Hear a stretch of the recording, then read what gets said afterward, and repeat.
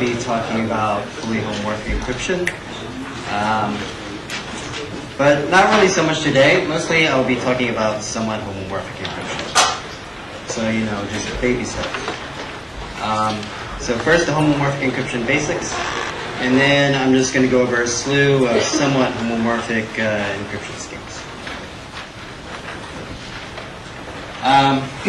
So this is like very basic. I almost feel like ashamed to present this to you because you know all of this, but hopefully you appreciate knowing the material on a few slides for like half an hour at least. So homomorphic encryption is basically a way of delegating the processing of your data without giving away access to it. So kind of the prototypical application is cloud computing. So the idea is I encrypt my data, I put it out on the cloud. Later I want the cloud to do some processing on my data. And so homomorphic encryption gives him a way to do that, and he sends me back the result, the encrypted response that I want. Okay? So I don't know, maybe, I'm not really a systems person, maybe it's safe to put out everything on the cloud, but maybe it's not. It seems like it's making a big target, so maybe you would like to encrypt your data before you put it there. And there may even be legal reasons why you have to, like if it's medical data or that sort of thing. So, so this is the basic scenario in the cloud computing setting. So, well, I guess basically what I just mentioned. So the encrypted data goes there. Later, Alice wants some function of her data. The function could be encrypted too, under the same key that the original data is encrypted under. And then the magic is this, the additional algorithm that this encryption scheme has is an evaluate algorithm, which takes the function and the encrypted data and outputs an encryption of the function applied to the data. Okay? And so that goes back to Alice, and she decrypts it. And here's just a silly little analogy that I like to make. So Alice's jewelry store. So she has a lot of kind of precious diamonds and silver. And she wants her workers to assemble that into jewelry, but she's afraid of theft. So in some sense, she wants the workers to process the raw materials without giving away access to it. So what she does is she creates these glove boxes with a lock on them. And she sticks the stuff inside and sends it off to the worker. And then the worker can come and stick his hands in the gloves and manipulate the raw materials into a finished piece. And then since the box is impenetrable, he sends it back, and she opens it and pulls out the finished piece without having to do any work. Well, it's a super flexible yet impenetrable material, which is that's really the miracle part of it. And it's very hard to move the gloves, unfortunately. They move very slowly.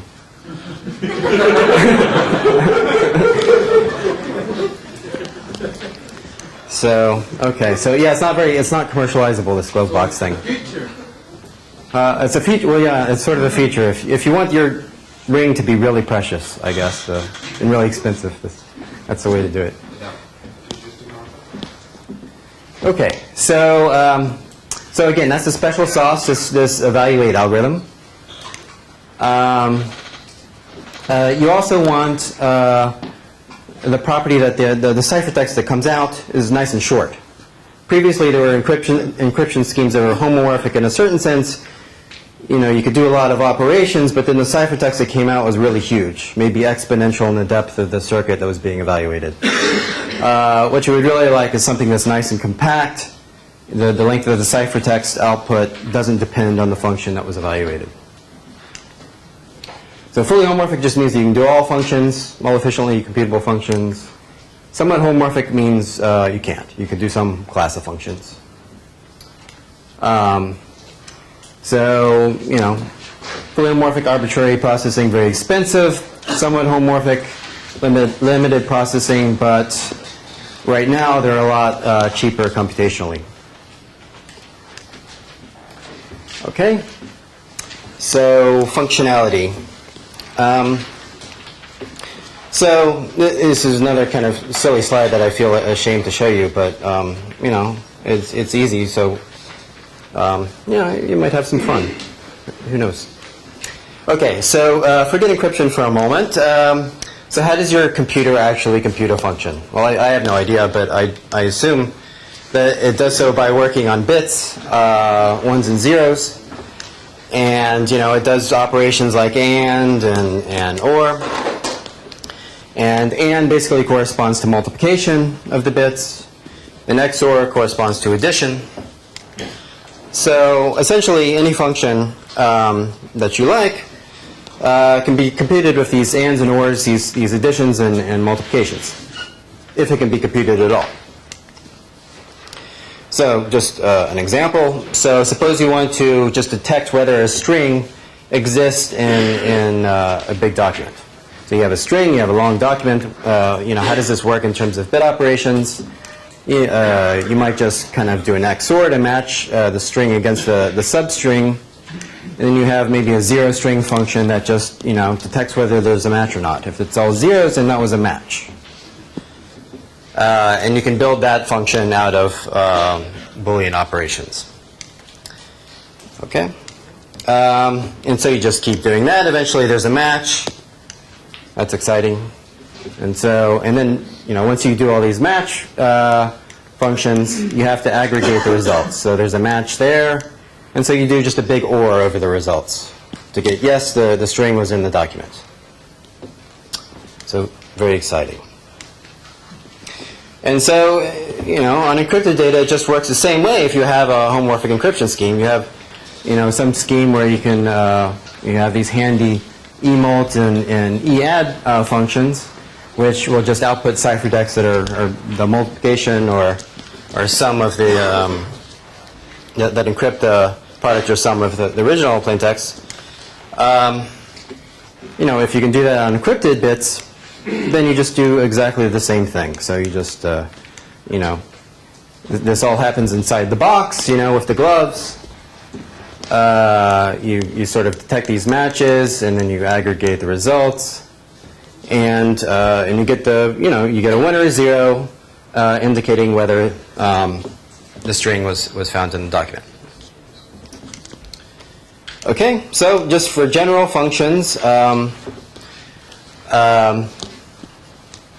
so you know, it doesn't have to be Boolean. I mean, you know, as long as you have any ring, you know, you have a 0 and a 1. And you have addition and multiplication, you're good to go. Okay, so add and mult are basically Turing complete over any ring. And you know, circuits are not incredibly efficient, but they're efficient in the sense of polynomial time. And you know, they compare reasonably well with Turing machines. They're only you know, a log factor bigger in terms of the computation needed for a function. Okay, so I'll give sort of a somewhat formal definition of FHE now. So basically, you know, like I said, if you have a 0 and a 1 and you can add and mult, then inside your encryption scheme, then you have a fully encryption scheme. But that takes a little bit of defining. So in terms of the functionality, it's kind of complicated to define exactly what it means that you can add and mult within the system. So if you let sort of SK be the set of valid ciphertexts for, you know, some secret key, then, oh, by the way, just for future reference, 2 means in. It's a just not every 2 that you see, so it's a little confusing. But if it doesn't make sense, that probably means in. Okay. So if you have 2 ciphertexts that are in a set of valid ciphertexts, then you kind of you define the set of valid ciphertexts recursively. So you have the addition of the 2 ciphertexts, which is, you know, you apply add to it, and same for mult. So those need to be inside the set of valid ciphertexts for that secret key. And they need to satisfy the obvious homomorphic relation which is defined in terms of decrypt instead of like encrypt. That the decryption of CAD is basically the sum of the decryptions of the original ciphertext. So it's kind of it's a little convoluted. It's not, entirely straightforward to define what it means for it to be homomorphic in a nice way. There's also the efficiency constraints. Obviously, you want all your algorithms to be polynomial time.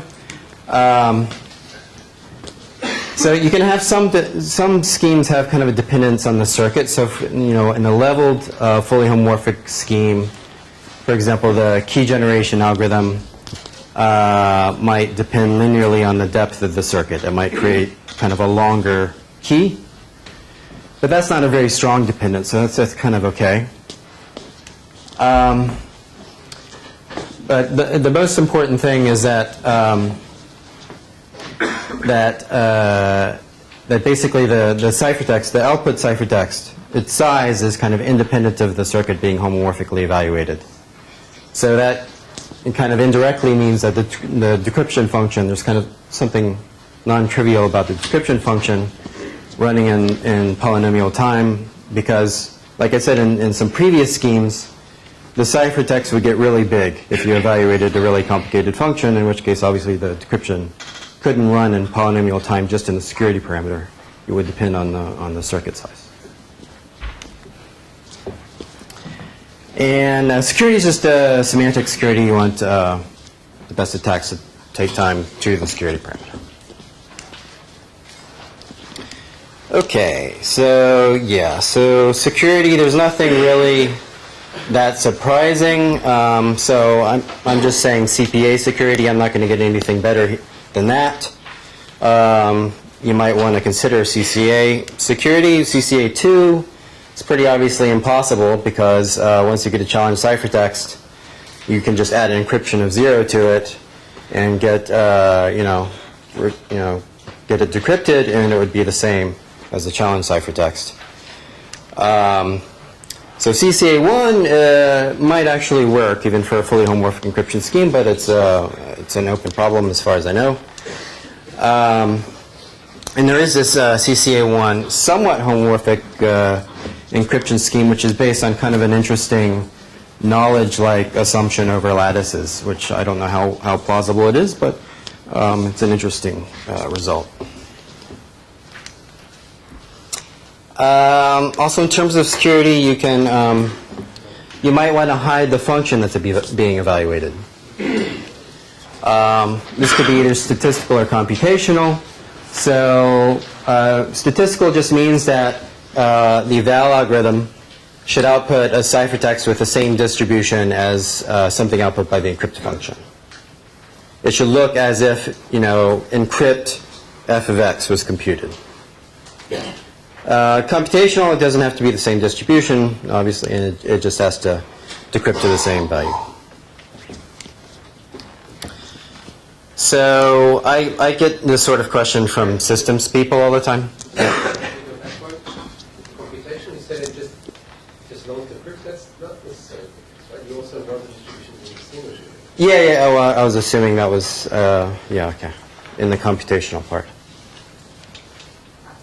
Yes. So I get this sort of comment from systems people. So you're a theory, so you're kind of smarter.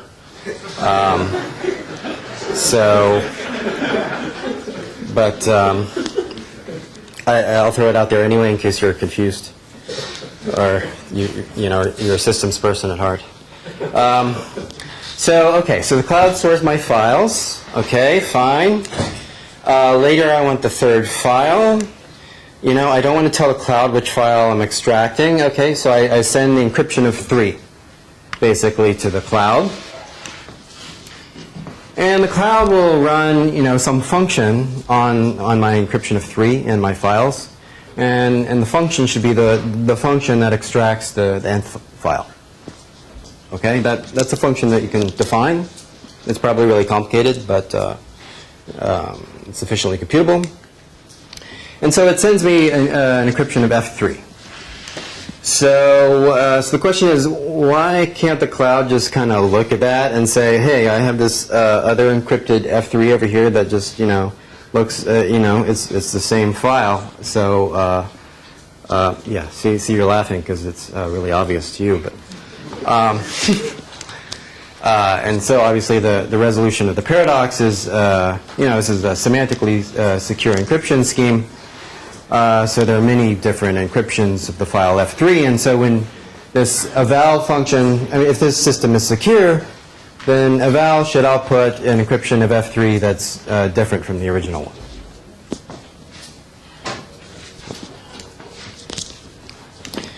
So some things that homomorphic encryption doesn't do.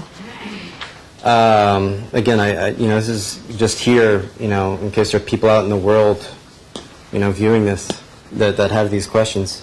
Probably not you, but. The entire world does think of that systems. Oh, that's true. I'm gonna get hate mail or something. It's just a friendly, rivalry. Okay, so circuits versus RAM. So circuits, FHE does circuits. Not RAMs. It doesn't do random access on encrypted data. So circuits are very powerful. I just want to emphasize that there's not any efficiently computable function can be computed as a circuit. So it's not some exponential blow up in the complexity in some sense. It's still doable via a circuit, but random access doesn't really work on encrypted data. It should be kind of intuitively obvious why that's clear. If I send some query to the cloud and the cloud only touches like half of the data, then that must mean that it knew a priori that the other half wasn't relevant to my query, which means something leaked about my encryption, the encryption of my data or the encryption of my query. And so you can't really have a semantically secure homomorphic encryption scheme that does random access. It just doesn't really make sense. I mean, you can tell the cloud a priori that I know, only this part of the database is relevant to my query. Obviously, you can do that, but otherwise you can't really narrow down the access like that. But there might be some interesting connections that you can make between homomorphic encryption and say oblivious RAM. I mean, does FHE somehow help the efficiency there? So there's this result that you can do kind of combining secure computation with oblivious RAM, and so that you can reduce the amortized complexity of secure computation. So maybe there's something that you can do there, but that's not really solving this problem here. So FHE doesn't do obfuscation. So obfuscation is, I give somebody a garbled program, sort of an encrypted program. Encrypted program allows me to take an input and compute the correct output. So it has the same input-output functionality as the original program. But aside from that, the person that gets this garbled program should learn nothing. That's the idea of obfuscation. We know that obfuscation is impossible. The difference between obfuscation and FHE is that, in FHE, the output is encrypted. It's not, in obfuscation, you get a completely decrypted output of the program. In FHE, you get an encryption of the output. And so that, I guess, is why it's possible as far as we know. FHE doesn't inherently do interesting multi-key sort of things. So you may want a situation where you have a cloud and you have multiple clients. The cloud gets encrypted data under different keys, and later the cloud can combine the different encrypted data under different keys, and output something that's depends on all this different data. So it's in some sense an encryption under all the different keys of the original ciphertext. You might like something like that. FHE doesn't do that inherently. It's kind of like a single key sort of system. It doesn't do multi-key things like access control and those sort of things automatically. But there's this result by Lopez Salt and Trummer and Vaikunthanathan that they have a system like this that's based on in-true FHE. Okay. Can you go back to obfuscation? Here? To obfuscation? Obfuscation. So, I mean, maybe I misunderstood, but I guess you said I can also hide the function with FHE, right? Yes, you can hide the function, but the point is that the output is also always hidden. So you have even better guarantees than But it's also weaker in the sense that the output is encrypted instead of decrypted. So, obfuscation gives you the actual result, and the person that computed it can then do something with that result. Whereas, if it's encrypted and that person has to make a decision based on that, it can make a homomorphic decision based on this output and keep computing, but that might not be sufficient for all applications. Question, the original definition, you just give the cloud a program, right? Don't give encryption for FHE. Yeah, so you can do any of the four possible, well, I guess one of them is kind of uninteresting, but so yeah, encrypted program, encrypted input, so as long as it's under the same key, it works. Okay. So that's basically it for homomorphic encryption basics. I can see that you're all relieved. And we're going to go on to somewhat homomorphic encryption now. Okay. So why do we even care now that we have FHE? Well, if you care about performance, well, you probably still wouldn't want to do somewhat HE either, but it does have much better performance than FHE. So just in terms of the overhead, if I use the word overhead, it means sort of the time to compute on encrypted data versus the time to compute on unencrypted data. So the overhead is much less for somewhat than for fully. And this will also be useful, some homomorphic encryption will be useful as, kind of as a stepping stone to FHE. Okay, so about performance, let me just scare you with some numbers, from the systems people like Shai.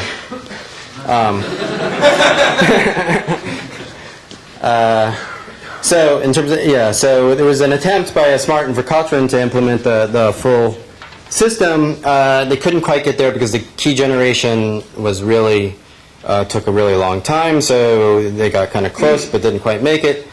And so in 2010 with Shai, we implemented it. We made lots of optimizations to sacrifice security. Some of them, and so we managed to actually implement the full full system. There's a very expensive operation called bootstrapping, which is kind of the most expensive part. So we implemented the bootstrapping part. So to give you some numbers, we used NTL. We didn't use a laptop. We used something that fit under Shai's desk and made a lot of noise. And so we ran tests in various dimensions. If you want to read the details, you can go there. So for the somewhat homomorphic encryption part, it doesn't look so bad. The key generation, it takes longer than you want, but that's not too bad, right? So the main thing that we really care about are kind of the evaluate operations, in particular the multiplication. And so 23 milliseconds for maybe a somewhat reasonable security level. This is a lattice dimension here. The degree 200 means that with those parameters we could evaluate polynomials over the encrypted data of degree up to 200. So that's a pretty high degree. And still only 23 milliseconds. Yeah. So, I mean, ciphertexts are kind of big, but, you know. For FHE, things are not so rosy. First of all, key generation is a lot worse. Because for bootstrapping, you have to add stuff to the public key. Like you have to, well, I'll get to that later.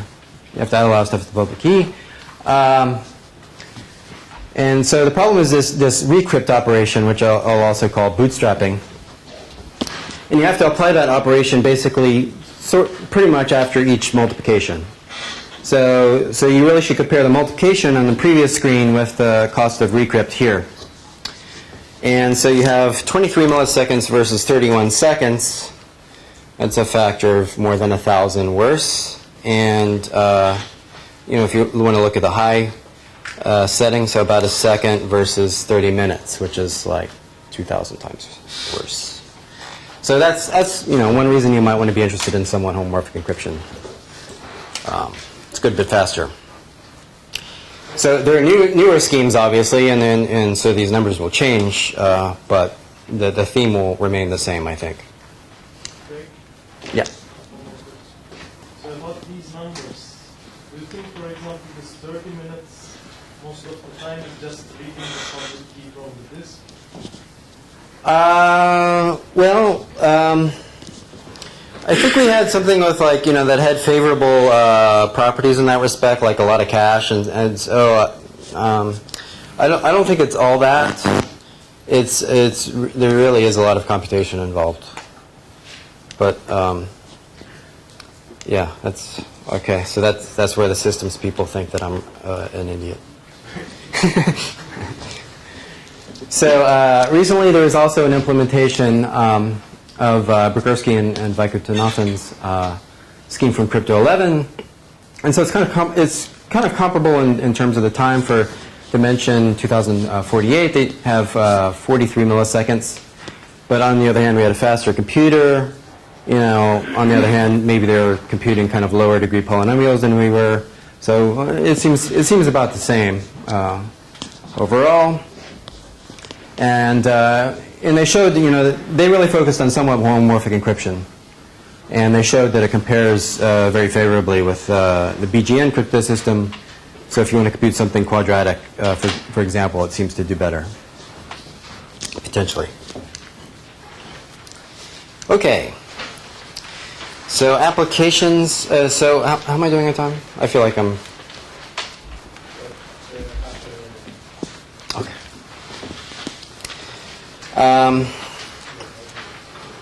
So application, so somewhat homomorphic encryption, if your function is kind of low degree, then it might actually be enough. So for example, private information retrieval, you want to get the nth bit of the database. I just encrypt the index bitwise that I want, and then the database just has to compute a log n degree function of what I just sent.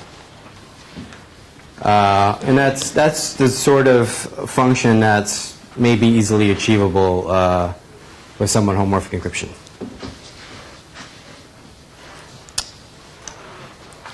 So, you know, then I had the string matching example earlier. That's kind of potentially a low degree function.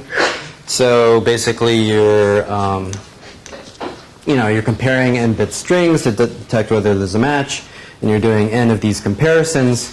That's an mn degree polynomial. There are tricks that you can do. There's kind of, you know, from complexity theory where you can actually get approximations of these and or functions that are lower degree and have some probability of error. So, you know, if you're willing to substitute to the minus k probability of error, you can get the degree of both of these, the comparison and the aggregation steps, down to k.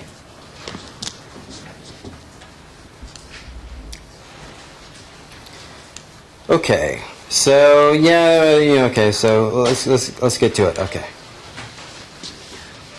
so I want to start with Pollycracker. This was an early attempt at FHE, I guess. Nobody attempts to do somewhat homomorphic encryption, but and it's a very natural scheme. So if there's anything, okay, start paying attention now. So, okay. Now, okay. So ciphertext, the most natural approach is if the ciphertext just live in some ring, and you just add the ciphertext within the ring, and that just somehow implicitly adds the underlying plaintext. That would be great. And the same thing for multiplication. You just multiply the ciphertext in the ring, and that just implicitly multiplies the plaintext. These pairing-based things where you do some sort of complicated pairing operation to get a that's really confusing. Or an exponentiation to do an addition. That's just weird. So what you want is the ring operations just directly correspond to the underlying plaintext. Okay, so the definition of the ring, you have addition, multiplication, 0 and 1, and okay. So examples of rings. Oops. Yeah. So Pollycracker. So the idea is pretty simple. It's very simple. So encryptions of 0 are just polynomials that evaluate to 0 at the secret key. Okay. So for keygen, you pick some secret point in space, and then the public key is just going to consist of a lot of polynomials that evaluate to 0 at that secret key.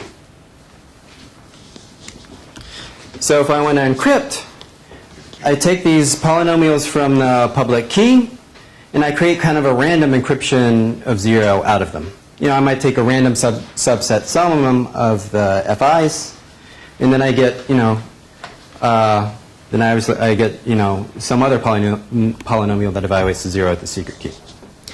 And then I just add my message to it. Okay? And so to decrypt, it's very easy. I just evaluate the ciphertext polynomial at the secret key.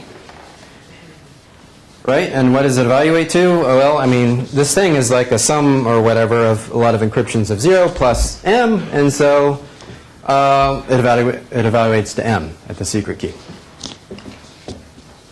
Okay, it seems like a very simple, natural idea. And of course, the homomorphic operations, addition and multiplication. So it should be pretty clear that if I just add two polynomials, then I'm implicitly adding what they evaluate to at the secret key. Okay? And same for multiplication. So is that clear? It seems very simple, but I'm used to this stuff by now, so I don't know. I have no intuition. So semantic security. So you want to distinguish whether two ciphertexts encrypt the same thing. So since this is homomorphic, that sort of means the C0 minus C1 encrypt 0. And for a Pollycracker, that means this polynomial will evaluate to 0 at the secret key. And this is kind of, well, you've heard about ideals. There's kind of an implicit ideal formed by the set of all polynomials that evaluate to 0 at the secret key. And so this is really an ideal membership question. Does this ciphertext lie in the same ideal generated by the FIs that are encryptions of 0 in the public key? So, okay, so Vadim sort of already, well, actually, no, he didn't really define ideals. Well, he said he defined ideals, but it was kind of a convoluted definition. So, so they're additively closed, and, again, remember the meaning of 2. So if you have I1 and I2 inside the ideal, and it's kind of closed under multiplication with R, so you take any elements in the overlying ring, you multiply it with an ideal element, it's in the ideal. So an example, the multiples of 5, right? It's additively closed. You multiply any integer with a multiple of 5, you get a multiple of 5. More complicated example is, this you have a bivariate ring, and then the set of all polynomials that evaluate to 0 at 711.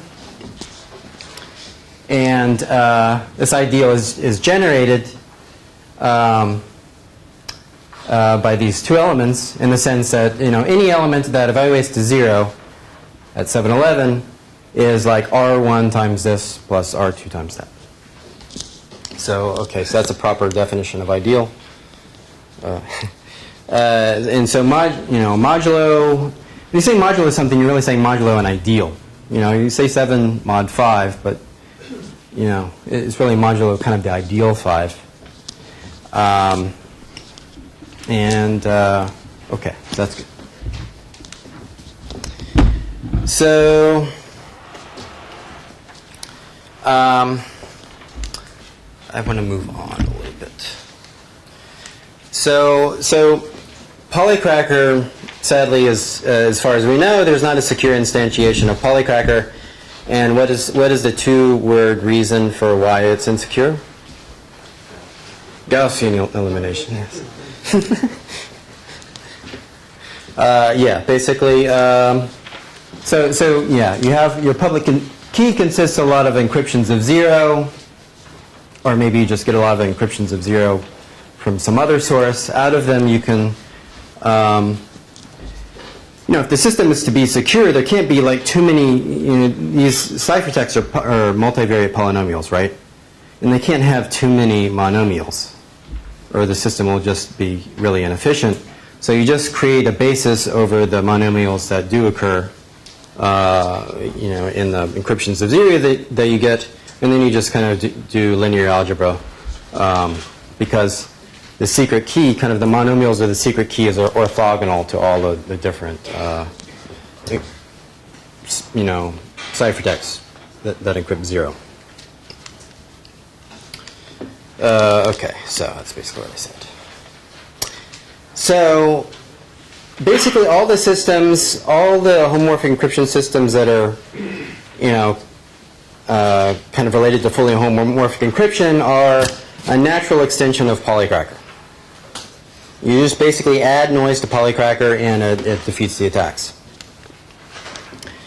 So here's that main idea. Pollycracker, that encryptions of 0 are polynomials that evaluate to 0.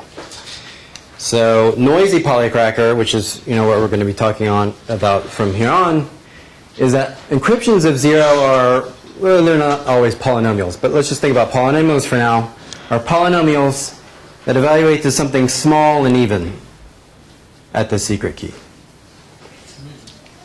Smeven. It's Elvish for small and even. Okay. So, man, those 2s are really annoying me. So, okay, so you have some secret point. Okay, same as before. And the public key will consist of a lot of encryptions of 0. So you have a lot of encryptions of 0 in the public key. What? What is the opposite of question mark? Oh, much less than. Much less than. Yeah. And it's not a question for you. So yeah. So that the error, they evaluate to something that's much, much smaller than Q. Now to encrypt, I do sort of a similar thing to before. I take, for example, a random subset sum of the stuff in the public key to get a random encryption of 0. So if I take a random subset sum of these FIs, it'll evaluate to something that's maybe even, but not quite as small as before. But maybe if those EIs were much, much smaller than Q, we can still take a random subset sum, and it'll still be much less than Q. All right, and then to encrypt M, I add the message to this encryption of 0. To decrypt, I evaluate at the secret key, and I don't get the message. I get M plus some Smeven, and I reduce mod 2 to get the message. And then add and multer are just same as before, sum or product of the polynomials. So what does that work? If I have, if I have an encryption of 0 and an encryption of 1, and I multiply them together, then what it evaluates to is something that's even times odd, which will be even. So that's like 0 times 1 is 0. I mean, it's just everything is just happening mod 2 now. It's basically, there's just kind of another ideal that has entered here. Okay. I feel like I want to skip some stuff. So, yeah, so like I said, so we're not always working with polynomials. Sometimes we're doing I'll say just modulo some ideal. Like an ideal could be like the multiples of an integer. That's not kind of a polynomial. Yes, I don't really want to belabor that. So when I talk about noise, kind of what I'm talking about is what the ciphertext evaluates to, like mod Q.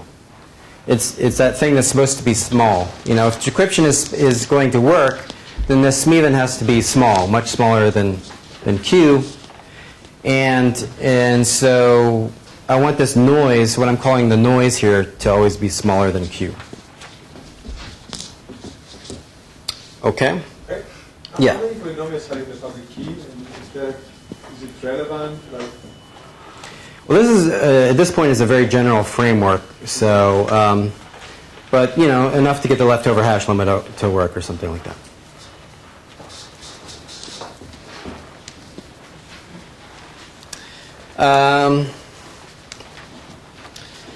So this is kind of silly, really. I want to kind of skip this slide. So I just kind of want to familiarize you with noise. So basically the idea is that if the noise is really small, then it's just kind of like an error correcting code. You know, the key holder kind of has some secret, you know, either the code itself is secret or Alice has some secret representation of the code that allows her to remove the noise. But, you know, if the noise becomes too big, then even Alice can't recover exactly what the intended closest point was.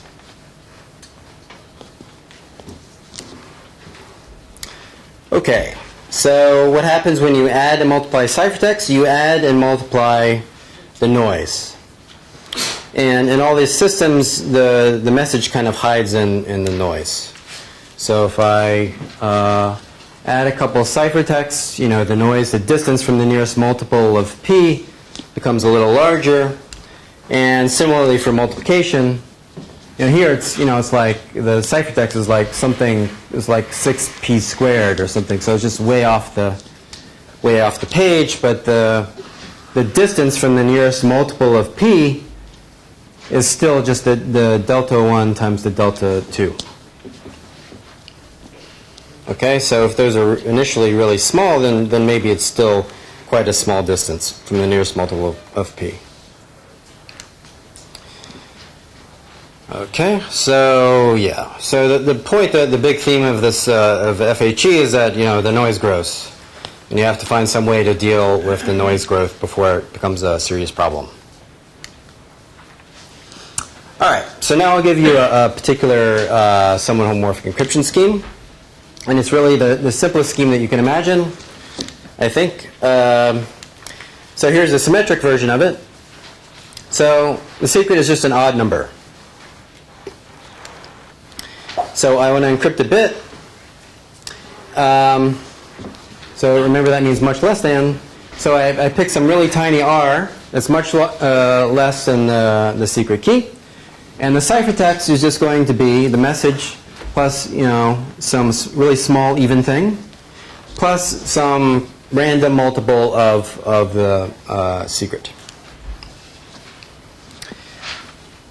So the ciphertext is really close to a multiple of p, and you know, the parity of the offset is equal to the message. And so to decrypt, I just take the ciphertext mod p and then mod 2. Right? I mean, so I take a mod p to recover m plus 2r. I take a mod 2 to recover m. So is that clear? I mean, isn't that almost shamefully simple? It's not scary. Yeah, so all the systems are basically pretty much like this, you know, over different rings, you know, having different types of ideals. And so, you know, again, in the noisy Pollycracker framework, what you do to add or mult is you just add or mult the ciphertext, and that implicitly has the same effect on the plain text, unless your noise has become so big that you know, the message is kind of drowned out in the noise. Okay, so when I add these two ciphertexts, the noise of the resulting ciphertext here becomes twice as large. If that twice as large is bigger than p, then that will cause a decryption error. And a similar thing for mult. Okay. So just putting this in the noisy Pollycracker framework. So P is our secret ideal. An encryption of 0 is just something that's small and even, modulo the ideal. And to decrypt, you just essentially evaluate C modulo the ideal, and then take it mod 2.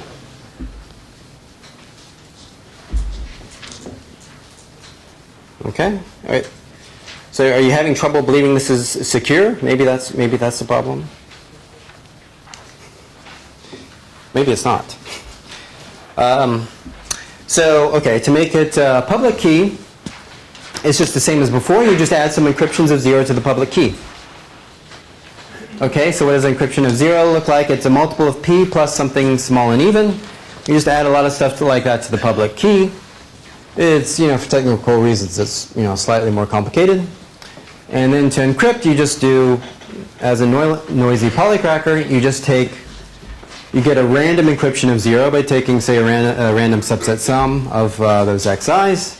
And then you add the message to it. And decryption is the same as before.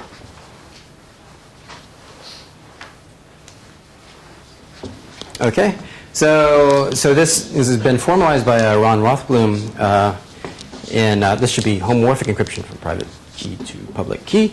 So basically, you have a homomorphic encryption scheme with kind of very weak properties, and it's kind of compressing in the sense that the output ciphertext is nice and compact. Then you can, you know, use this sort of trick, just adding encryptions of 0 to make the public key. That's how you go from private key to public key in the homomorphic encryption context. And this is very similar to Regev's scheme. I mean, for some homomorphic encryption, we have to use kind of more aggressive parameters. So some of the security properties that he gets don't seem to apply.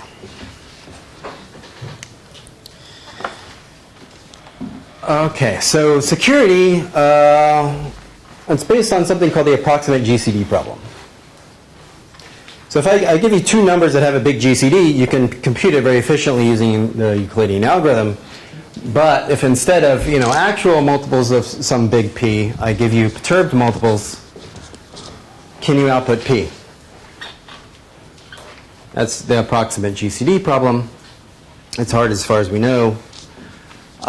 So for example, for these parameters, if I set the noise to be security parameter number of bits, and the secret to be security parameter squared, and for some reason the quotients have to be really large, you know, for those parameters, the best known attacks take to the security parameter time. Okay. But you know, obviously, it's not a, you know, an extensively researched problem. But you know, and there have been some kind of attacks coming out, some improvements, but they don't fundamentally alter this asymptotics that I gave you. So you know, so we have a reduction. So yeah, so there's some lattice approach. I mean, obviously. You know, I haven't mentioned you know, lattices in this scheme yet, but the attacks are obviously going to be lattice-based in all these schemes, because in all these schemes the question is how do you remove the noise. That's pretty much going to be a lattice problem. But all the known attacks run out of steam for our set of parameters.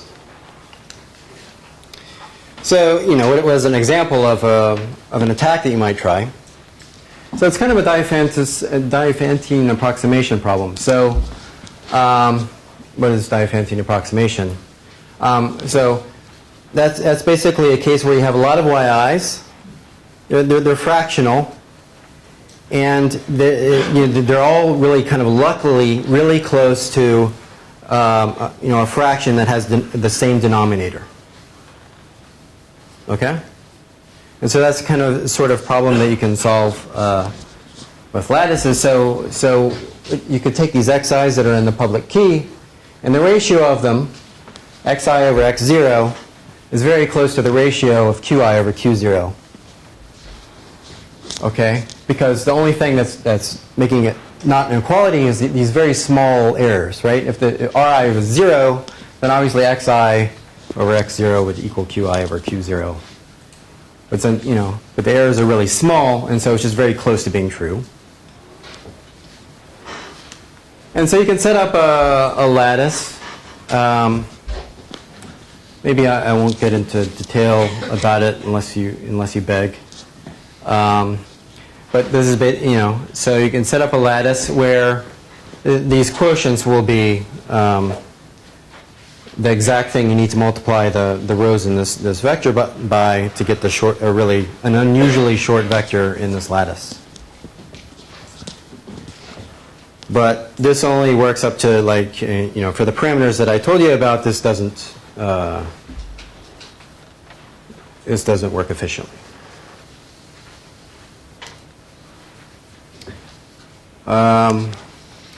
Right, and so. You, at your leisure, I haven't given you homework problems, so maybe I'll just give you homework reading my slides, which will soon be published in book form. Okay. So the main issue is the noise, and that is really, the noise really dictates how homomorphic the scheme is. So by how homomorphic, I mean what class of functions can it evaluate. So suppose you have some ciphertexts that are like that. Suppose they're fresh ciphertexts. The noises are nice and small. But then you do some additions and multiplications. The noise, adds and multiplies. And if you apply a function f to these ciphertexts, then basically the size of the noise, and again, by noise, I mean the distance from the nearest multiple of p, in this case, right? So the ciphertexts are becoming further and further away from multiples of p as you add and multiply. And if you do a really gnarly complicated function f, basically the distance that's going to be from the nearest multiple of p at that point is going to be that same f applied to the original noises. Just like when you add two ciphertexts, it adds the distance away from the multiple of p. The same is true in general. At least in terms of bounds. Okay? So I claim that this scheme can handle any function for which if you have a guarantee for that particular function, that if you start off with fresh ciphertext with really small noises, that the output ciphertext will have noise less than p over 2, then the scheme can handle that function. Okay, it'll decrypt correctly. Proof is simple. Eval is just you set c to be the actual function applied to the ciphertext. Okay, and then I take that mod p, and I'm saying that this is less than p over 2. So when I take that mod p, that's what I actually get. I get that function f applied to the noises, and then I take it mod 2, and then I get exactly the function applied to the messages, because the 2's here cancel out everything else. Okay, so I just need to figure out what class of functions I have this guarantee for. Okay. So again, maybe I've belabored this point of what happens when the noise gets too big, but maybe it's helpful to look at a specific example. So, okay. Let's suppose that, so this is bigger than p over 2. Okay? And so the nearest, when I take c mod p, I'm finding the closest, basically closest multiple of p to that value. And so, well, basically what happens is that,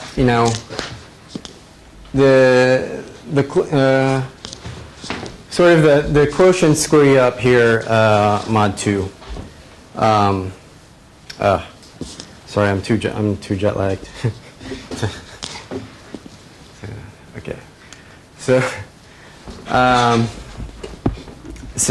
okay.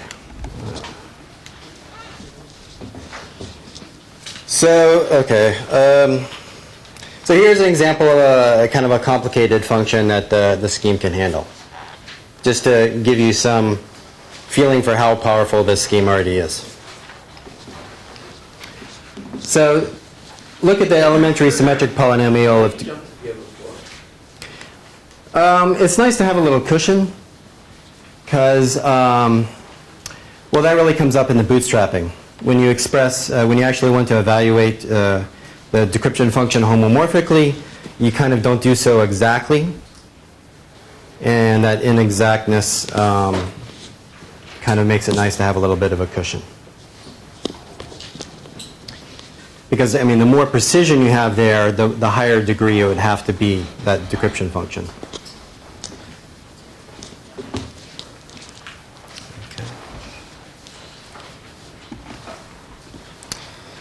Okay, so a really complicated function that the scheme can handle. An elementary symmetric polynomial of degree t. It has a lot of monomials, so it's kind of complicated. And so it should be impressive that it can evaluate it.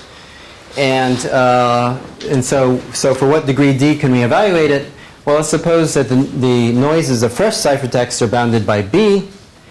Then the noise of an output ciphertext is bounded by t choose d, which is basically t to the d times b to the d. And I said that the encryption scheme can handle a function if that noise is less than p over 4. And so that occurs basically when the degree is less than log of the secret key over log of t times b, but t is really small here. T is like polynomial, whereas p and b are like exponentially large values. So it's basically like log p over log b. And so for our example parameters, the size of fresh noises is going to be like true to the security parameter size, and the secret is like much larger. And so if you plug that in, that means that the degree that you can evaluate is like actually as big as the security parameter. So that's already pretty impressive, or at least it was a few years ago, that this scheme can handle something of degree as high as the security parameter, really complicated polynomial.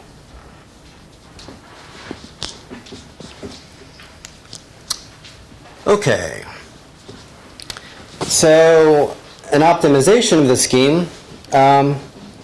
So when we multiply ciphertexts, these are integers that we're multiplying. The integers become bigger. So what do? We would like them to be nice and small. So can we reduce the size of these ciphertexts back down to a normal size? One thing you can do, which has questionable security impact, is give a multiple of p. Give some composite integer n, and just keep reducing things mod n. Right, and that preserves the noise modulo p. But if then you're relying on the hardness of factoring, which, as we know, is not true since quantum computers are around the corner. So maybe we would like some other way to reduce the size of ciphertext. So here's a heuristic. Basically, I put a lot of encryptions of 0 in the public key, and the idea is that when I multiply, I'm going to subtract off those encryptions of 0. So it'll preserve the value that's encrypted, right? But these values that I put in the public key are going to be kind of geometrically decreasing. So you'll have one encryption of 0 that's basically as big as a squared, as a really big ciphertext. So I can subtract that off to make it a little smaller, and subtract off another encryption of 0 to make it smaller. So that goes kind of down the ladder, back down to the size of a normal ciphertext. That's not a random subset. That's why this is a heuristic, I guess. It's doesn't seem to be any clear-cut problem with it, but at this point it has kind of it's kind of a funny distribution. The underlying approximate GCD problem at this point has kind of a weird distribution. This is a problem for circuit privacy, right? What? This would be a problem for circuit privacy.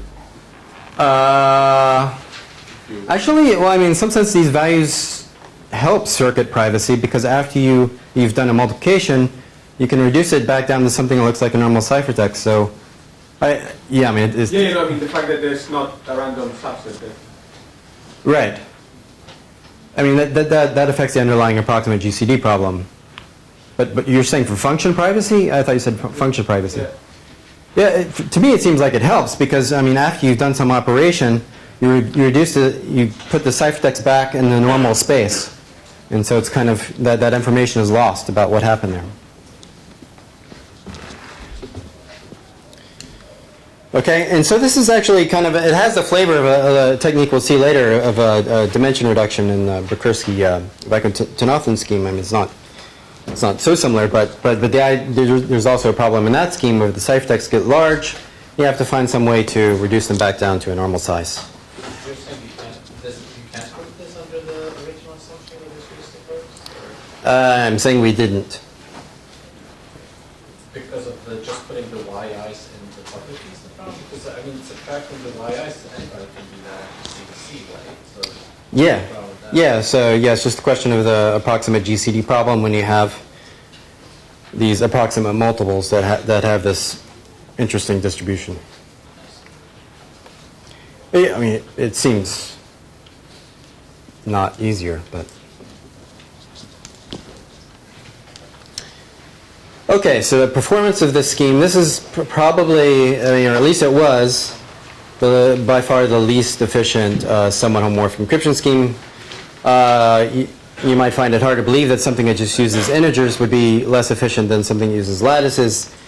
But the problem is that the approximate GCD problem is, kind of not so hard. It's hard enough for us to get a crypto system, but it's not so hard. And so the parameters you have to use to make it hard are kind of extreme. And so a ciphertext size is, as I said, those quotient values, the Q's, are security parameters of the fifth. I'm not even taking into account multiplications or anything like that. Just the ciphertexts themselves are huge. But recently, there's been a lot of progress by Caron and others where they've found a way to apply a technique that I'll talk about tomorrow called modulus reduction, which really helps the asymptotic efficiency of the schemes. And so they applied to this scheme, and the asymptotics is much better. I don't know if how practical it is in practice. Okay. So should we take a break?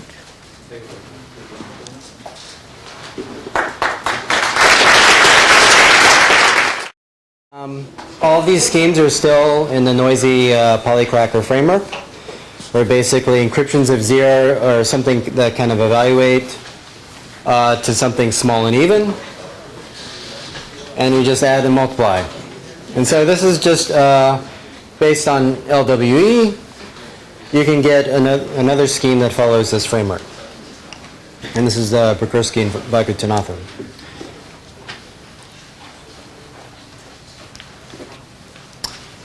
So you all know the LWE problem by now. So I'll give you a traditional version, and then I'll give you a noisy Pollycracker version of LWE. So traditional version, so you have an error distribution, and you want to distinguish these two distributions. So in one case, you generate the secret key, uniformly or according to the error distribution. And then just for many I, you generate uniform AIs and an EI from the error distribution. And you output AI and a noisy dot product of AI with S. And the other distribution is just uniform AI and BI. So now I want to give you just a kind of a version of it that's more appropriate for us. So you have the error distribution. You want to distinguish these two distributions. The first is you generate this uniform S, and then I'm gonna start from the error. I'll generate the error first from the error distribution, and then I'm going to generate a linear polynomial uniformly subject to the requirement that at S it evaluates to EI. Okay? So for example, if you want to flip back and forth between these two formulations. So you have your AI and BI here, where AI times dot product with S plus E is BI. So if you go back here, one example of a polynomial that works is a polynomial where F0 is B and F1 is minus A. So B minus A times S is E. Okay, so that's an example of a polynomial. And the AI and BI were uniform, subject to the requirement that their dot product was this particular EI. Okay, why am I formulating it this way? Is there a reduction, or that you add the additional one, it's the same thing, or it's not necessarily the same thing? That what? So if you're looking only at F0 and F1, then it's exactly the same as the standard W. When you add all the additional coefficients, you're getting all the additional X.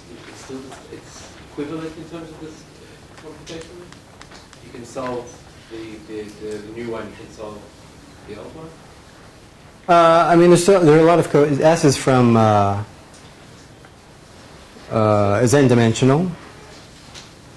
It's exactly the same, just written. I think so. I mean, I haven't bothered to prove it. This is just something I came up with for the slides, but I feel pretty confident that the two formulations are equivalent. You're just doing things kind of in reverse order. The reason that I like this better is that it's in terms of polynomials, because we're going to add and multiply polynomials. So I mean, if you look at the LWE, it seems amazing that you could get something that's multiplicatively homomorphic out of it. But when you look at it in terms of polynomials, it's less amazing.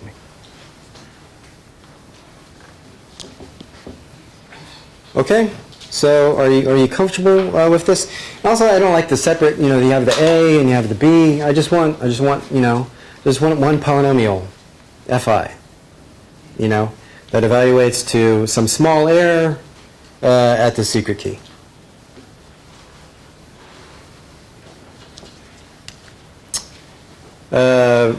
Versus the uniform distribution. Okay, so now I want to describe regF encryption in terms of this new formulation of LWE. So you have your Q and 2, which represents the plaintext space. We're going to encrypt bits. And so the secret is n-dimensional. And then the public key, just as in the noisy Pollycracker framework, consists of polynomials that evaluate to something small and even at the secret key. In this case, they're linear polynomials. That's the main difference from noisy Pollycracker. They could have been any sort of polynomial. Here they're linear. And to encrypt, I'm just going to take a random subset sum of the encryptions of 0 in the public key and add my message to it. And to decrypt, I'm going to evaluate it the secret key, and I get n plus some even, and then I reduce mod 2 to get the message. So does this look similar to the LWE-based encryption that you had in your head before this? I've taken some liberties of changing a few things. Like initially, to add a message, you might take the message times q over 2, or something like that. Well, I've just basically multiplied everything by 2, just to get rid of that denominator. And so, it's equivalent, pretty much. All right. And so security, you should all know, I guess from the homework. So basically, the public key consists of an LWE instance doubled. Since q is odd, the doubling sends a random thing to a random thing. So if it wasn't an actual LWE instance, but was instead something uniform, if you double it, you get something uniform. And if it was a valid LWE instance, you get a valid public key. Right? And so security is easy to argue, because if it was random and you did this encryption procedure, then by the leftover hash lemma, it obliterates the message.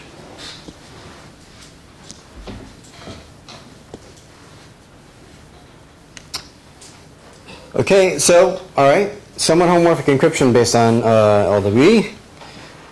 Basically, we add this. We just output the sum or product of the ciphertext polynomials.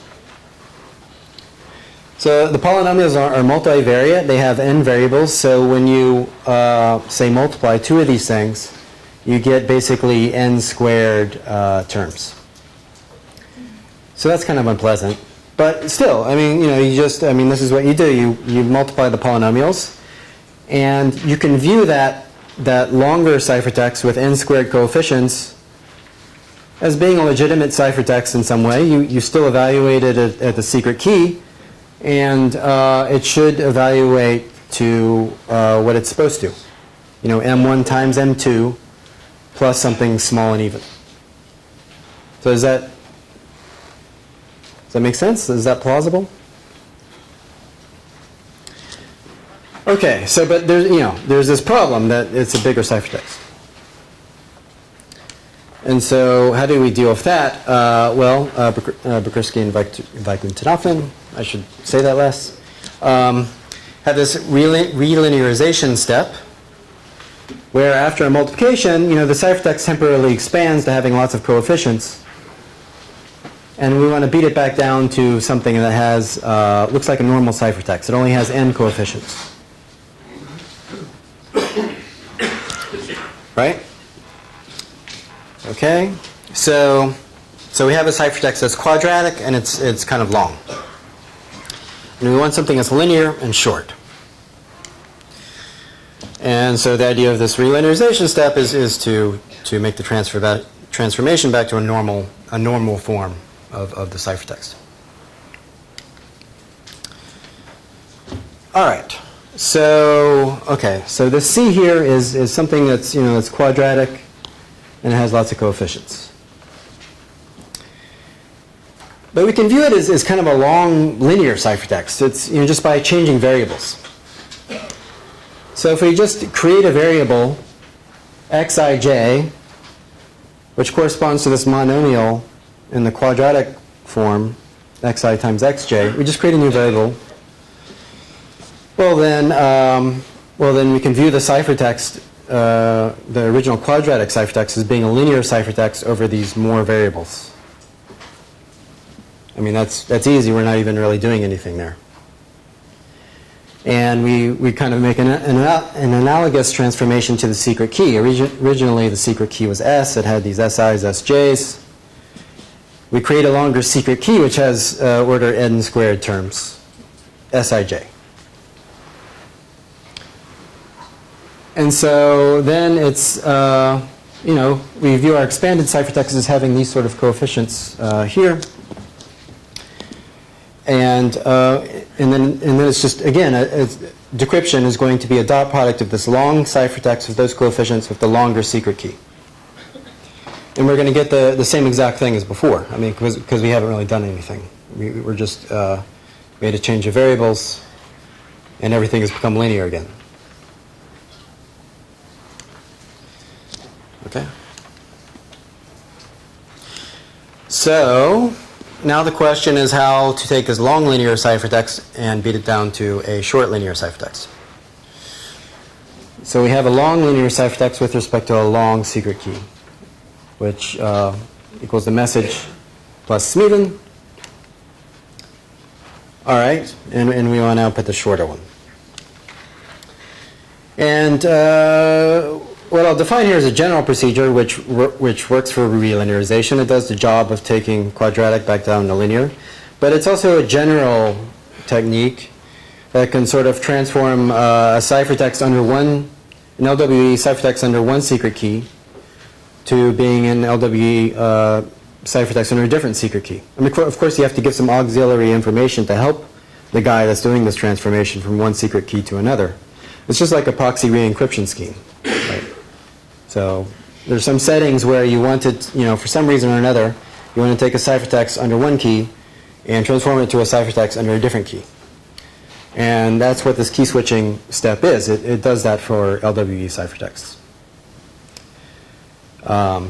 But of course, the particular goal here is to reduce the dimension of the secret key.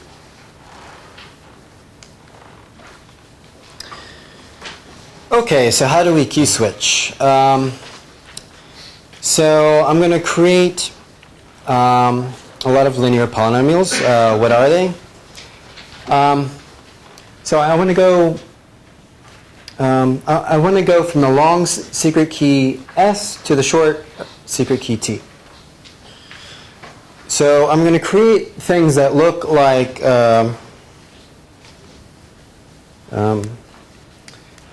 these things here. What do they look like? These HX values, what would you say they, well, I kind of told you there what they look like. They kind of look like an encryption of SI under T, right? I mean, it's, so if this just equaled Smeaton, it would be an encryption of 0. Okay, but to that we're adding a coefficient to the secret key. And so this is kind of like an encryption of one coefficient of S under the secret key T. So you might know that bootstrapping, encrypts, one secret key under, a different public key, and it works that way. So this is kind of a miniaturized version of bootstrapping in some sense, this key switching procedure. It works by encrypting one secret key under another. And then you add this stuff to the public key. It should look semantically secure, right? I mean, because these secret keys aren't related. You're just encrypting some other secret key under this key. So this is, assuming semantic security, it should be safe to put this stuff in the public key. Okay? And okay, so now I want to actually do the transformation. How do I do it? So this d of x is going to be our new ciphertext that encrypts the same thing as the original one, but now under key T. And so what is it? It's basically a linear combination of the polynomials in this auxiliary stuff here. It's just a linear combination of those ciphertexts, where the linear combination is, just depends on C. Okay? Why would you want to do that? Well, if you write stuff out, so the CIs in the old ciphertext hit the SIs that are implicitly hidden in these ciphertexts here.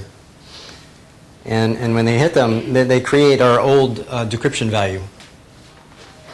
This is the old ciphertext, evaluated at the old secret key. Oh, I mean, that stuff has been expanded, but this should, mod Q, this should equal M plus Smeven, right? But the problem is that the ciphertext also hits the errors that we have in the ciphertext. And that's not so good because we don't have any guarantee on the size of the stuff in the ciphertext. It could be just kind of random looking stuff modulo Q. It should be random stuff. Well, I guess in the expanded form it's not. It doesn't look like completely random stuff. But they're kind of big. The ciphertext has big coefficients modulo Q. And so when you multiply that stuff with Smeven, you don't get Smeven anymore, right? Not modulo Q. You get something that's just going to wrap like crazy modulo Q. And so while this part is pretty close to what we want, I mean, we would like the decryption under key T to be, the same as the decryption under key S. That part is good, but then we have this term here which is not guaranteed to be Smeven, so it doesn't preserve the decrypted value. So yeah, so that's a problem. So how are we going to fix it? We're sort of going to do a trick to make the coefficients of C small. We're going to decompose it into bits. Just kind of take its binary representation. Okay, so yeah, so that might sound a little strange that you could do something like that. So why is that? So by the bit decomposition of the original ciphertext, this is what I mean. You output a bunch of polynomials, log Q polynomials, which are, just it's a binary representation. Basically, these U's all have 0, 1 coefficients, and you want it to hold that, C of X equals, 2 to the J times Uj. Okay? But kind of to get the decryption to work, I have to do sort of an analogous or complementary transformation to the secret key. So here's what I do. I expand the secret key, big S, into log Q things which go up by powers of 2. And so if you just work it out, I don't know if it's obvious or, but if you just take the dot product of these expanded forms of the ciphertext and the secret key, it's just the same as the dot product of the original things. I mean, we've just kind of moved around the powers of 2. I mean, it's the same dot product. Okay. So now, so originally we had a kind of a short ciphertext. It became quadratic. So it was already expanded, and now we've expanded it even more by another factor of log Q. And the same for the secret key. So it's a doubly expanded ciphertext and secret key. But, okay, fine. Decryption still works. Now we're going to go back to the key switching and plug all that stuff in, where we had a problem before. This is, basically all the same text as before, except I've just replaced C and S with C prime and S prime, the expanded forms of C and S. And so now if you go back and look at where we had a problem before, you have Smeven times small stuff now. So that's good. That's Smeven. So now it's small and even, and so this value here, which is kind of the, D of X is our new ciphertext. Its evaluation at T is equal to the evaluation of this ciphertext at this key S.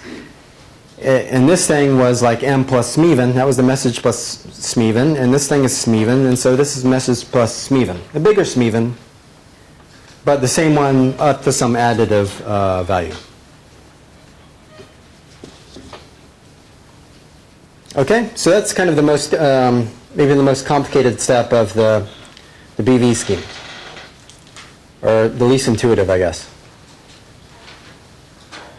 But otherwise, it follows the Pollycracker framework. I mean, it's you know, you just add and multiply ciphertext polynomials. That you just have to go through some hoops to get it down from a long quadratic ciphertext to a short linear one. So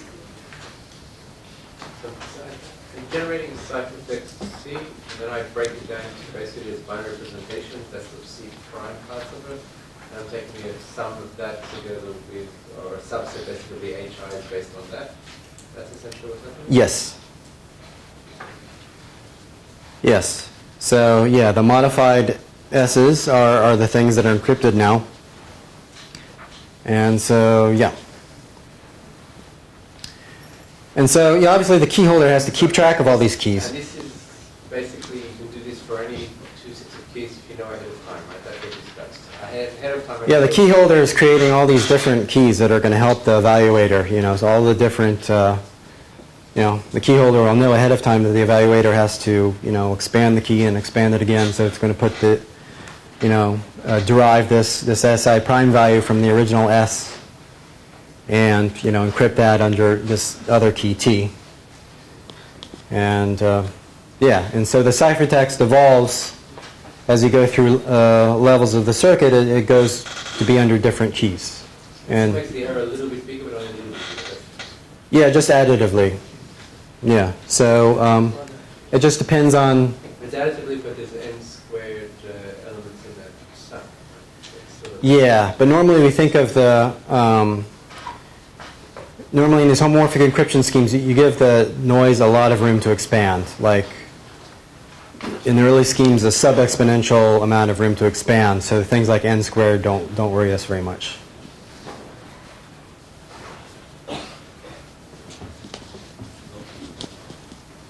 In log Q, but that also, yeah, that's also not bad.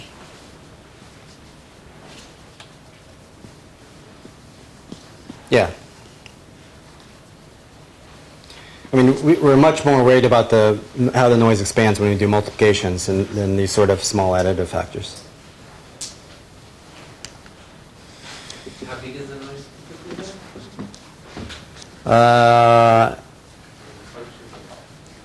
Yeah, so the noise, the way it is now, it'll get better tomorrow, but the way it is now, the noise, you start off with a very small noise, which is like order, it's some polynomial in the lattice dimension. Okay, so nice and small, and then if you do degree D, it becomes that to the D. Yeah. Okay. So key switching, it's kind of like I said, it's like a proxy re-encryption scheme. You publish some relationship between two secret keys that allows someone to evolve a ciphertext from being under one key to another. It's just that in this particular case, we're interested in relinearization, so it's really the dimension reduction aspect of key switching we're after. But it's a general technique, and we're going to use it again later in a different context, which is not dimension reduction. And like I said, it only increases the noise additively, so it's it's pretty good in that sense. And if you're evaluating a depth L circuit, you'll create kind of a chain of encrypted secret keys. One or two or whatever for each level. Okay, so this scheme fits inside the blueprint. It has a kind of a non-intuitive relinearization step. I said this stuff. Okay, so that's basically that's Bukursky and Vinod.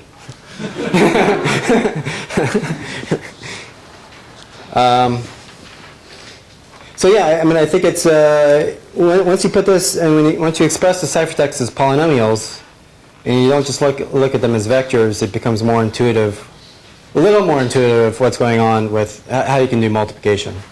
There's still this kind of maybe slightly complicated key switching step, but And the key switching step is kind of analogous in some rough sense to what we saw in the integer scheme, where we were taking a ciphertext and we were kind of subtracting off encryptions of 0 to get it back down to size. In this case, it's a little different because, like, you're not sort of the auxiliary information is kind of a relationship between two keys. You don't just have one key here, you know, like in the integer scheme. You have like two keys, and so it's not. Maybe if you look at it as a ciphertext with, you know, with respect to S concatenated with T or something, it's an encryption of 0. But otherwise, it's just an encryption of S under the key T. But still, it's kind of analogous. You need to do this very quickly. You have a different key first step. Right? So obviously something's happening. You're not getting back to the same place. Something's growing or something. Oh, yes.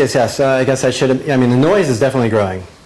The ciphertext size keeps going back down. It's only additively growing, so there must be probably like have to do with some experience. Well, the multiplications are multiplying the noise. So,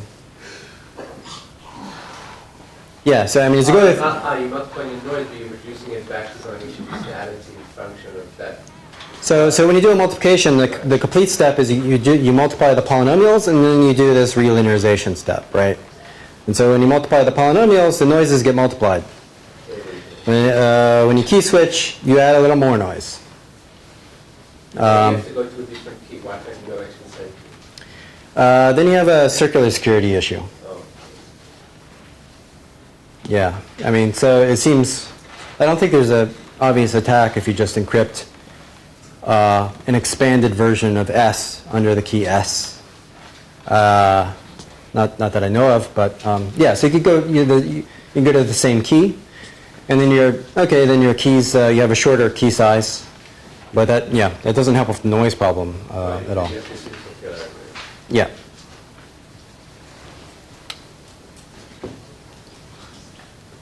Okay.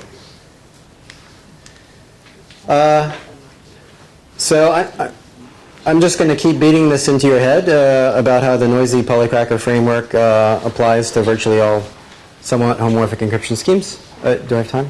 You're looking at me like I don't have time. Yes, we have Okay. 5 more minutes. Okay, good. 2 hours is a long time. Okay, so now I'm going to do ideal lattices. Okay, and I'm going to skip my original scheme. I mean, it's a beautiful scheme, but really, key generation is the ugliest thing you've ever seen, and it has a squashing step, which Bukursky and that V guy, Vinod, and I got rid of it. Actually, we got rid of it too in a different way. So it has a lot of stuff that I don't want to go over. And I think at the moment, at least, I mean, things might change, but at the moment, the ring LWE based scheme seems more interesting in the entry based scheme than the original scheme. Okay. So ring LWE, I did a lot of cut and paste here. So I mean, it's really pretty similar to the LWE setting. I did so much cut and paste that I replicated errors everywhere, and I've highlighted them for your convenience. So for some reason I didn't put variables in certain places. But anyway, so the traditional version of ring LWE is that you have this error distribution over the ring R, and you want to distinguish these two distributions. One, you generate a uniform S, or according to the error distribution. And then for many I, you generate AI randomly and EI from the error distribution, and you output this noisy dot product. It's kind of a one-dimensional dot product of AI and S in the ring R. Okay? Versus the uniform distribution. And then I want to give you the noisy Pollycracker version again. And in this case, you generate a linear polynomial. You only have one variable now. You generate, you generate the error first, and then you generate a uniform linear polynomial that at the secret key evaluates to EI. Okay, and I think it's equivalent for the same reason as before.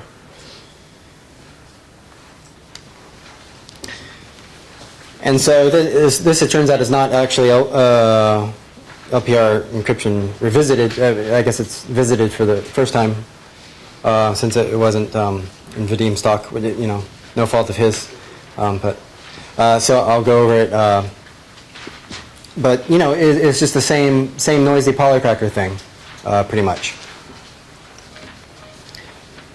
So the secret is S. The public key are these polynomials that evaluate to something small and even at the secret key. What does small and even mean in a complicated ring? It just means that when you look at the EI as a polynomial over Y, you know, assuming it's Y to the n plus 1, you know, this nice ring, just, you know, the coefficients of EI are really small, much smaller than Q.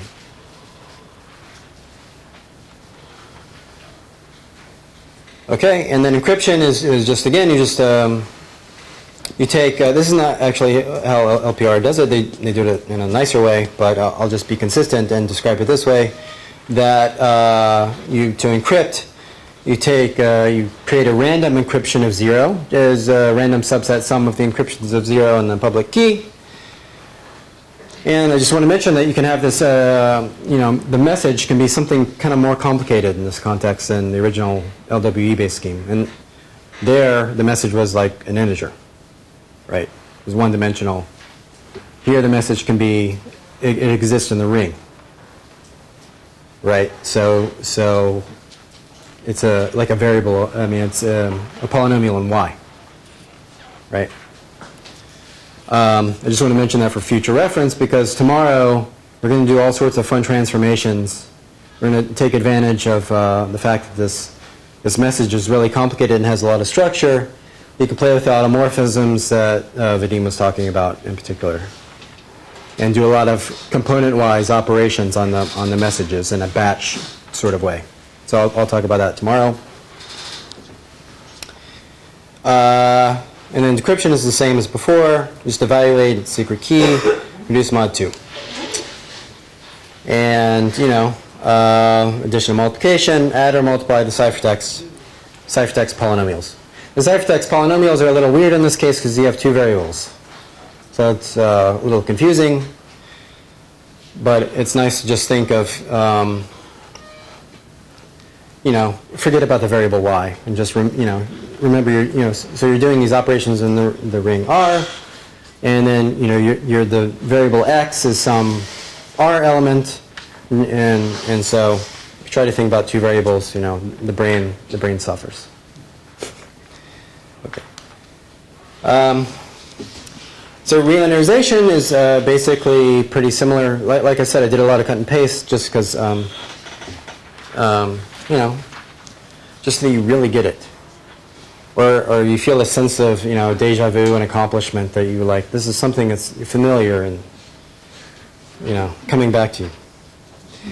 All right, so the situation is that after a multiplication, we have a quadratic polynomial over the ring, right?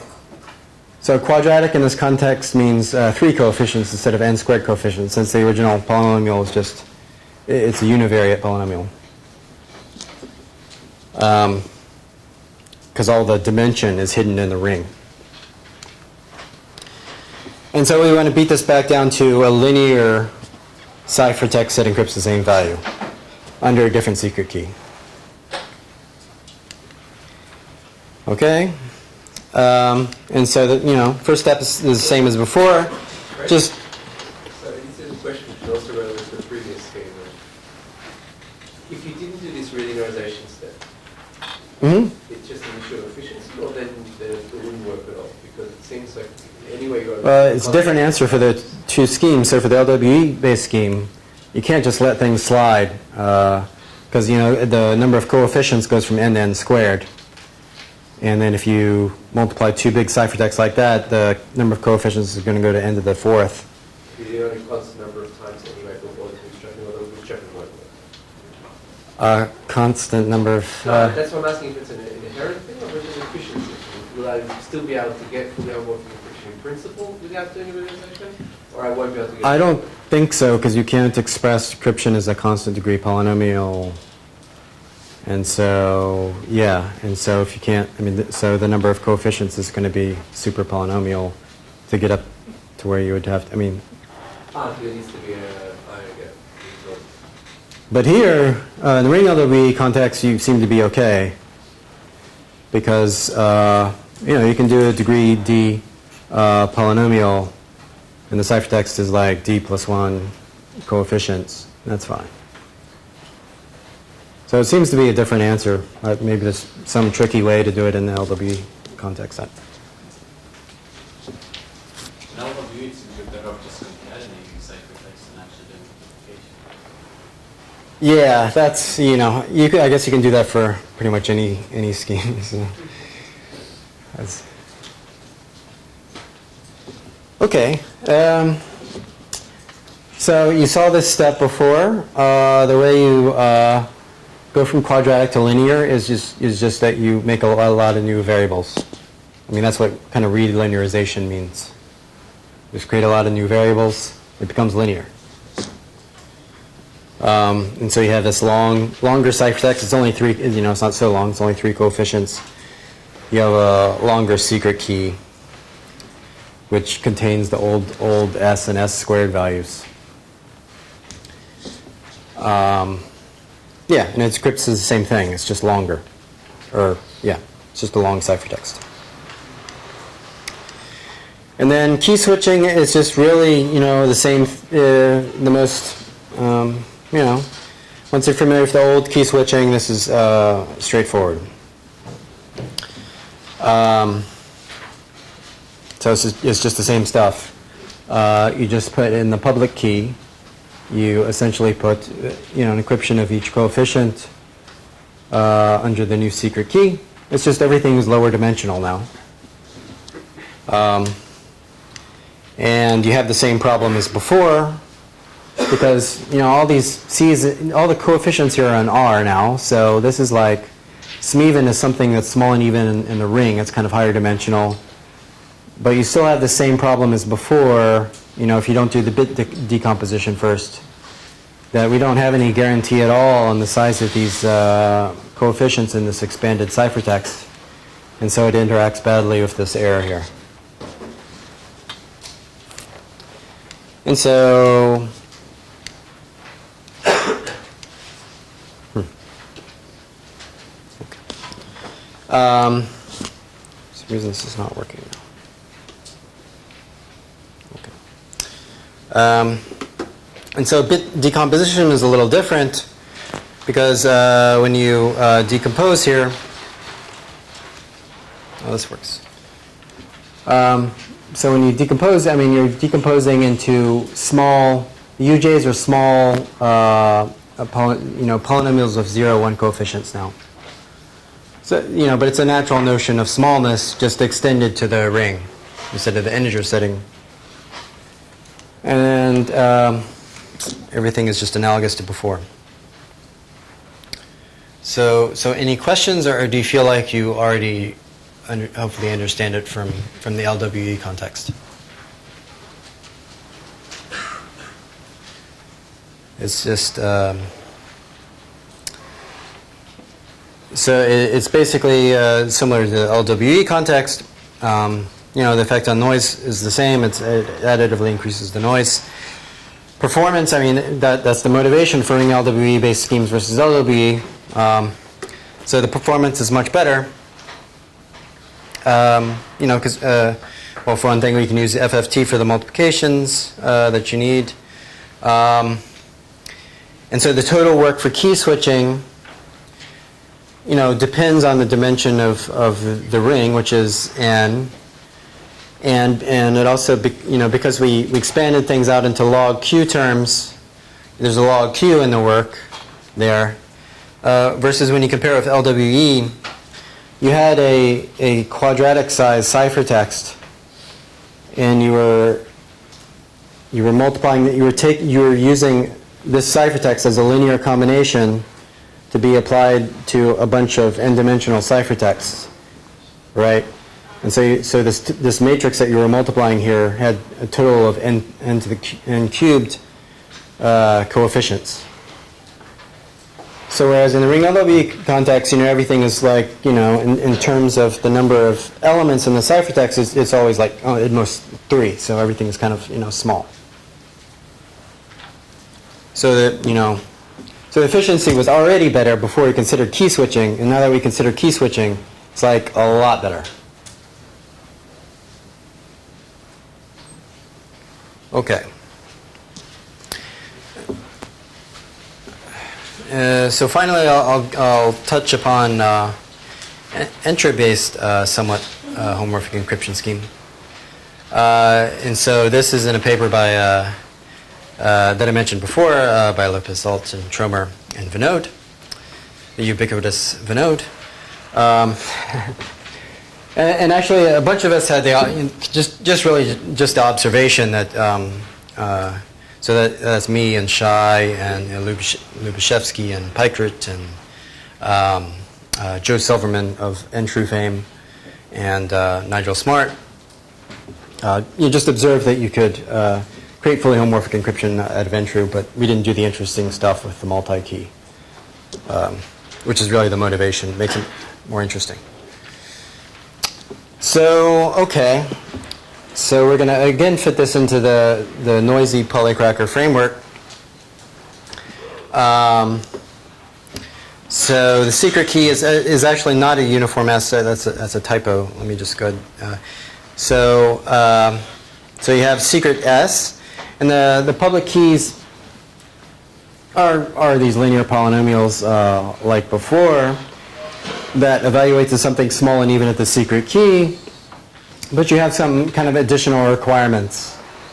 First, on the secret key, that it's small and kind of odd, so smart. And these linear polynomials are really weird. They don't even have a constant term. They're just they have a coefficient in front of the x, and that's it.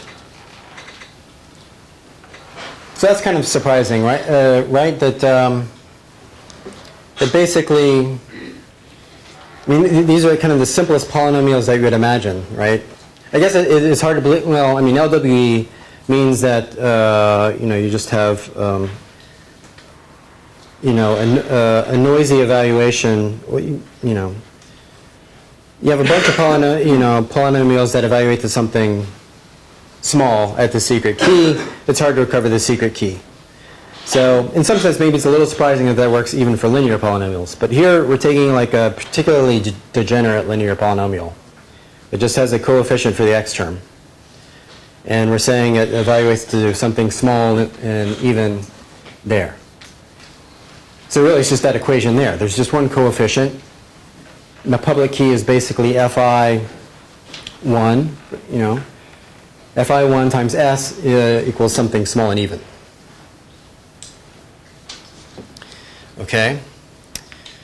And so then to encrypt, it's pretty similar. G of x is a random encryption of 0, and to it you add m times x instead of just m. And that's just because everything is concentrated in the x term of the ciphertext. There's no constant term in the ciphertext.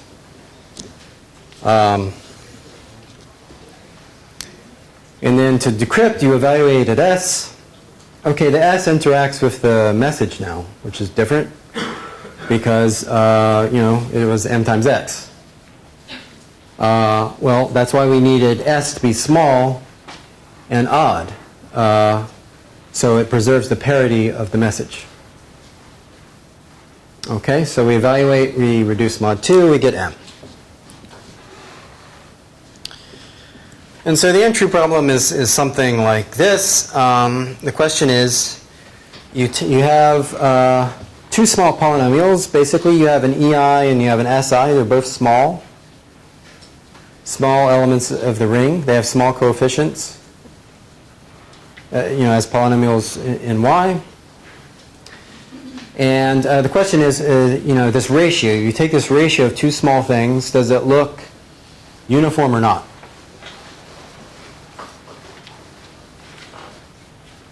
And so if it does, then it's pretty easy to argue security.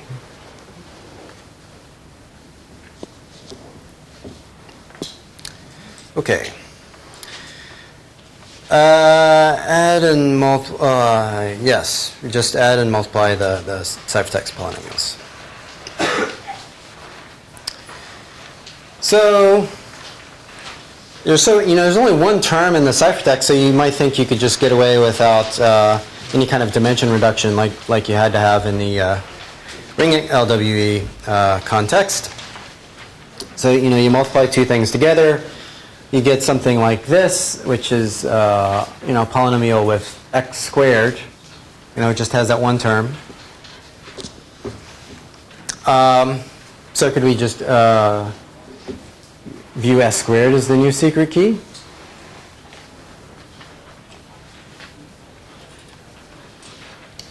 Well, the problem is we kind of have to have. So if you want to do addition, the two things, the two ciphertexts better be under the same secret key, right? Because decryption is you're evaluating at the secret key, and if you're evaluating at two different things, it doesn't really make any sense, right? So before you do an addition, you want to make sure the ciphertexts are under the same secret key. Does that make sense? It's just otherwise it just doesn't work. So it seems like you still need to do some sort of key switching to get things to be under the same key. You can go from a bunch of different keys all to the key T, and then you can add up things. And then you can do various multiplications and get some T squareds, or T cubes, and then you can switch all these T squares and T cubes to be under key, U, whatever. And so you go on like that. So you still need some sort of key switching.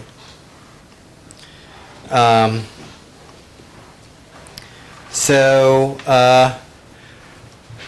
this is kind of what we had in mind for the scheme. The Lopez guys do it kind of a different way. Why don't you just multiply by an encryption of 1? The other side. What good would that do? Multiply by an encryption of 1, so you get another encryption of the same. So you have both. Oh, okay. That's a good idea. I guess it's a little. I'll have to think about that. I guess it's a little lossy in terms of the noise. So each time you do, so suppose you had a lot of multiplications over here and not so many multiplications over here. So you want these guys to catch up, and so you have to kind of spend a lot of multiplications, which increases the noise a lot. And maybe if you didn't do that, maybe the noise would be less. But yeah, offhand it seems. But the ones that are already under a square, they already have a lot of noise. So Adriana looks like she's aching. Between ciphertext encrypted under S and S squared. But at the end, you still have a huge. The secret key would be evaluated to the degree of the. Okay. So say it again. I didn't get it. Well, you would still have the secret key. X would be x squared, and then it would be x to the d at the end. Right. So you still have a huge error. It would just decrease Yeah. what depth you can evaluate. Yeah.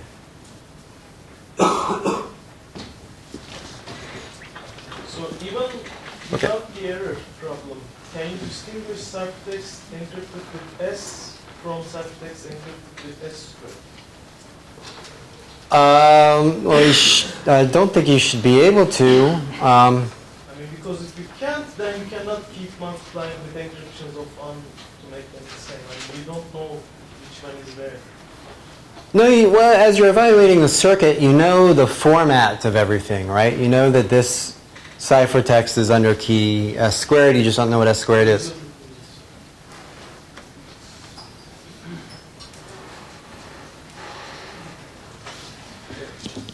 Okay. Doesn't it mean that So sorry.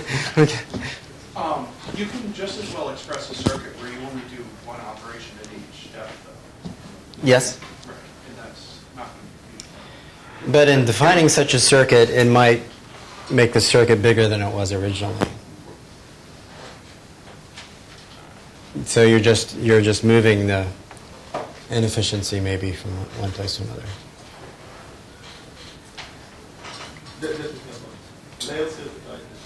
Yeah. But then, I mean, you would have a lot of dummy operations, I guess. No, that's like multiplying by 1. That's logical.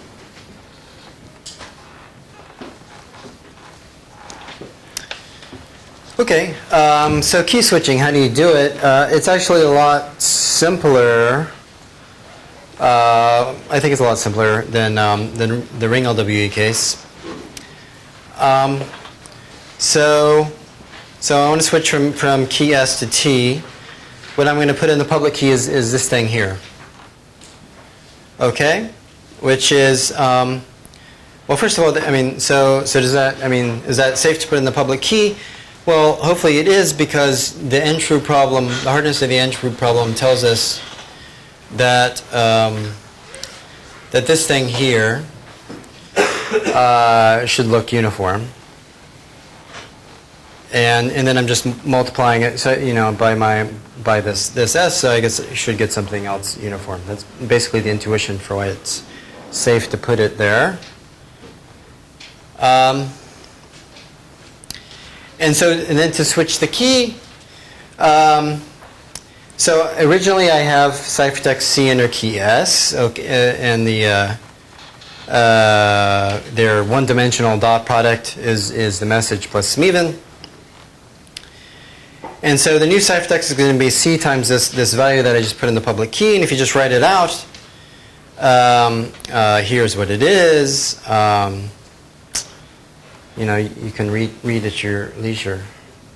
So basically, it becomes the noise of this new ciphertext with respect to the new secret key T is the original noise times this value, this error here that we put.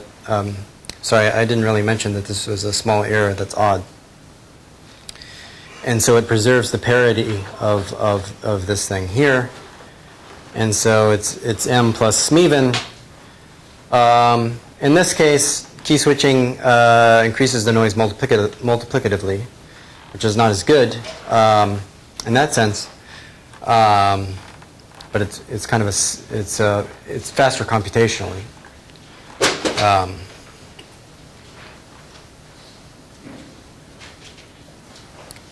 Yes.